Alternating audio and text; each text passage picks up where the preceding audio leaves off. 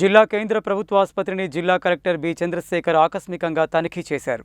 పలు విభాగాలను సందర్శించి రోగులకు అందుతున్న వైద్య సేవల గురించి కలెక్టర్ ఆరా తీశారు.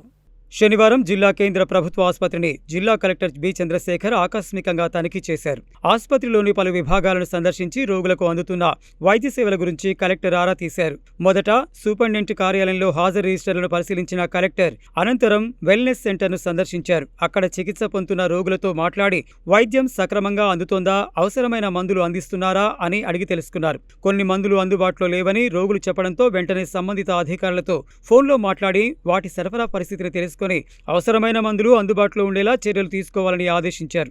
ఆసుపత్రిలో త్వరలో ప్రారంభించనున్న డి అడిక్షన్ సెంటర్ను కూడా పరిశీలించిన కలెక్టర్ మాదక ద్రవ్యాల వ్యసనానికి గురైన వారికి ప్రత్యేక కౌన్సిలింగ్ సౌకర్యాలు కల్పించాలని సూచించారు. రోగుల అవసరాలకు అనుగుణంగా విభాగాలను వేర్వేరుగా ఏర్పాటు చేసి పనులను త్వరితగతిన పూర్తి చేయాలని అధికారులను ఆదేశించారు. అనంతరం మాతా శిశు ఆరోగ్య వార్డును సందర్శించిన కలెక్టర్ గర్భిణీ స్త్రీలతో మాట్లాడి వైద్య సేవల గురించి అడిగి తెలుసుకున్నారు.